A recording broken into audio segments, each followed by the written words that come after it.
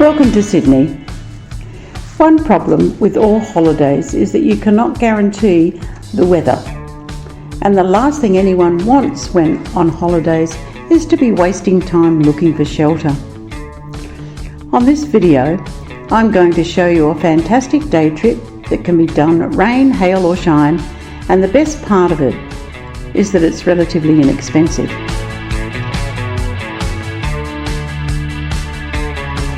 Our day trip is a ferry ride on the Sydney Harbour to Watson's Bay.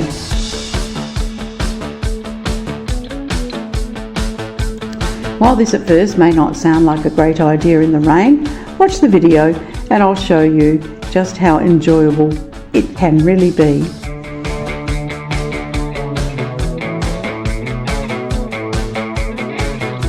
Circular Quay is the centre of Sydney's harbour transport, and you can get to it comfortably by train, bus or tram.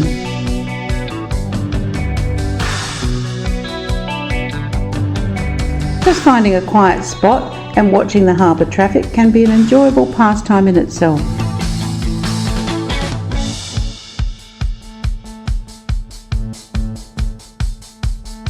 The ferries to Watson's Bay run about every 20 minutes and cost approximately $7 per trip.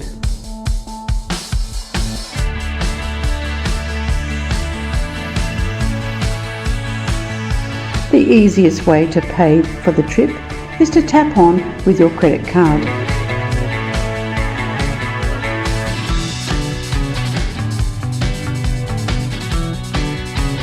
The ferry leaves from Wharf 2.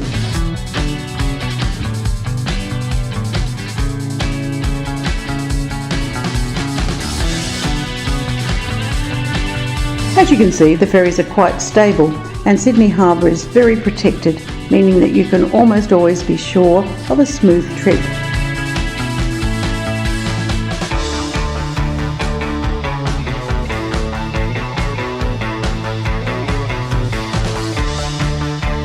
The ferries have plenty of very comfortable seating, and both upstairs and downstairs have large panoramic windows.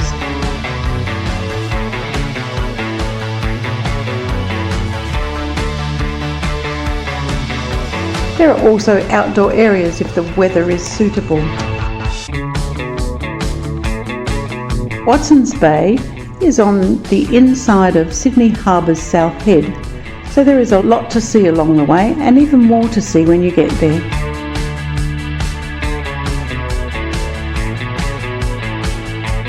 As the ferry heads out onto the harbour, it passes the city's main cruise ship terminal and Sydney's famous Sydney Harbour Bridge on the left.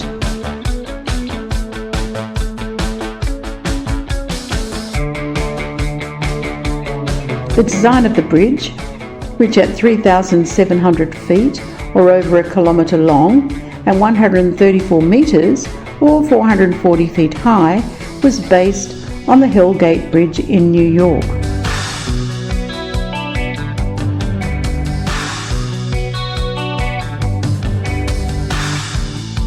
The bridge was opened in 1932.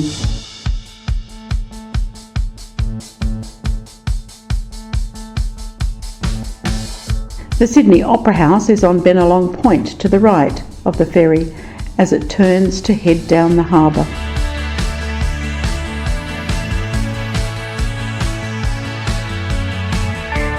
The sails of the Opera House reach 65 metres or over 200 feet into the sky.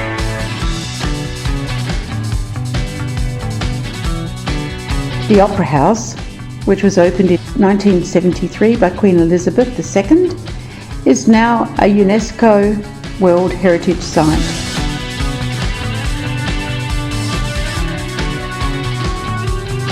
You can often spot fur seals on the steps here near the water.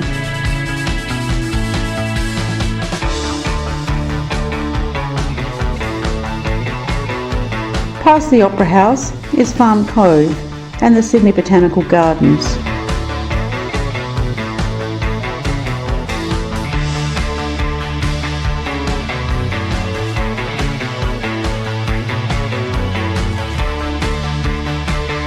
It's here that the first crops were planted when Sydney was settled.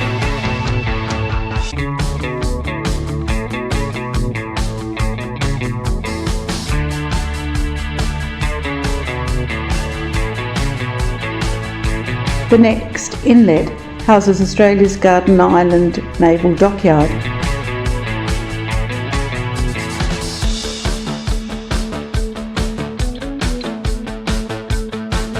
This has been a naval precinct since 1856 and is Australia's main naval base with the largest repair and refitting dockyard in Australia.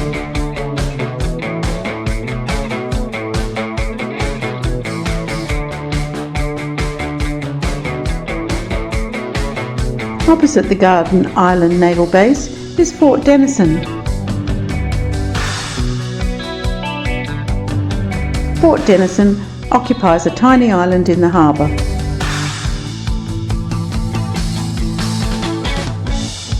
Building of the fort began in 1841, but by the time it was completed in 1857, developments in artillery made the fort obsolete.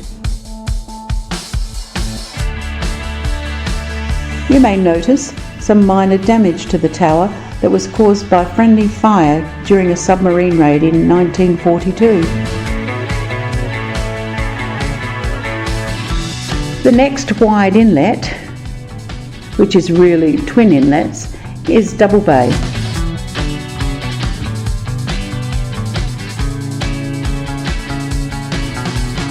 The Watsons Bay Ferry does not stop in Double Bay, which is described as one of the prettiest suburbs in Sydney's east.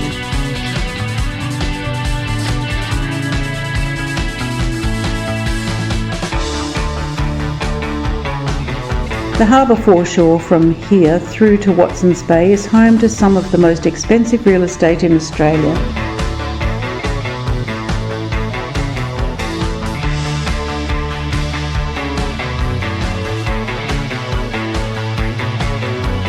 Past Double Bay, the ferry turns on the western side of Shark Island into Rose Bay.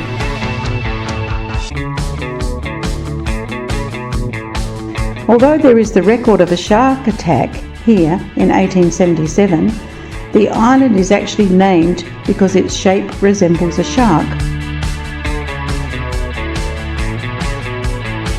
It is a popular recreation and picnic site. The first stop the ferry makes is at Rose Bay. In 1938, Rose Bay became the base for flying boats travelling between Australia and England and can therefore be viewed as Sydney's first international airport.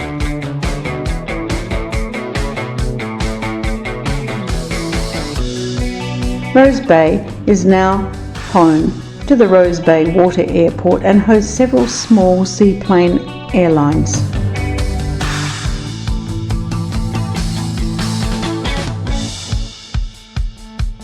Fernley Castle can be spotted on the eastern hillside of the bay. This was built in 1892 and is one of the very few large Victorian mansions still intact in Sydney.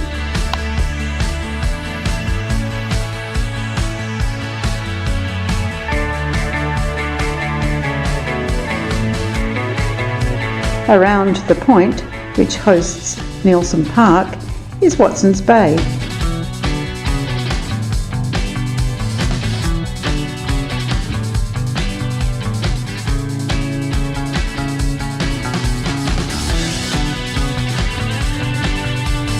A ferry service has operated to the bay since the 1870s.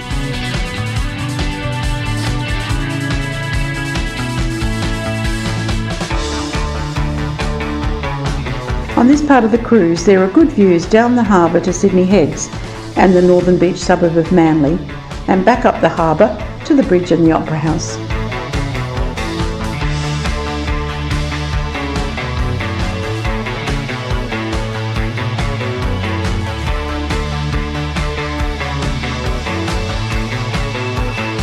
At this point, can I ask two things of you? If you have any extra information that will help others, please add a comment. And if you find this video helpful in any way, please give us a like.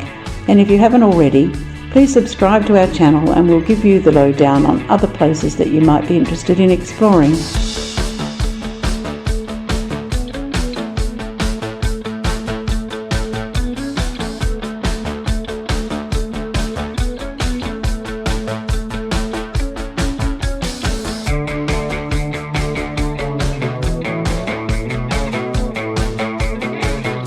Watson's Bay is located at the tip of the South Head Peninsula.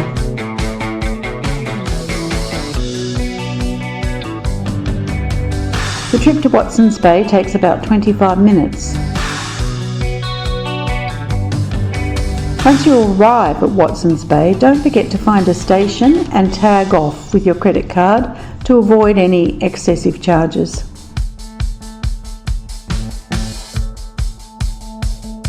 There is a wide choice of eateries at Watson's Bay. I have found the dining hall on the jetty, which has both outdoor and indoor seating, an enjoyable and affordable place to while away a few hours.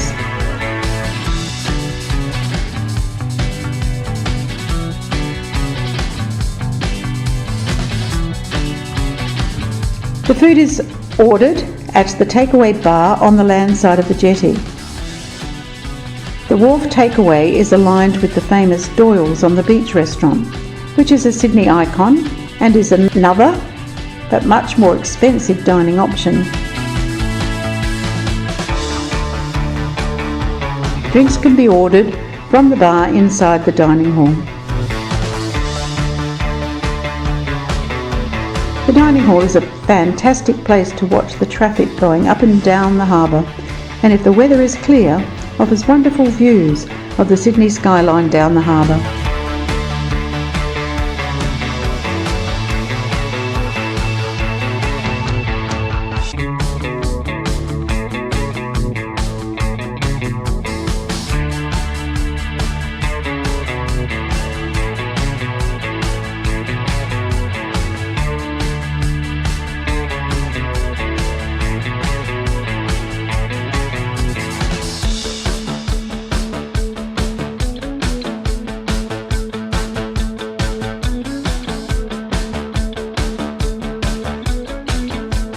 There are some pretty spots and walks around Watson's Bay.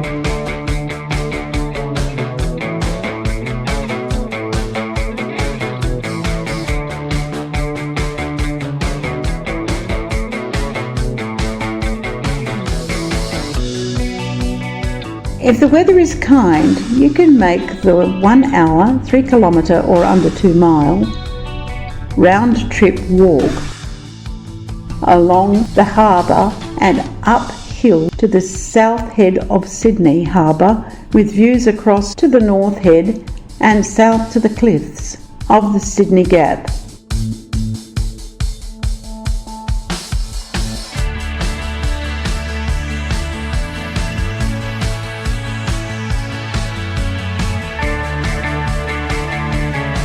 The return ferry trip to Circular Quay follows the same route, offering the same stunning views of Sydney Harbour along the way.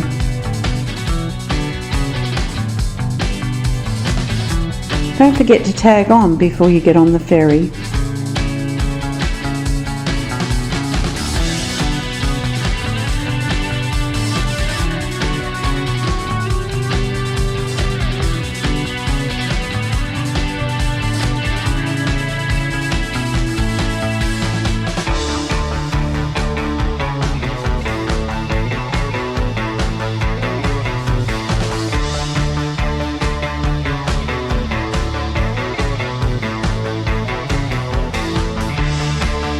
Well, that's our day in Watson's Bay.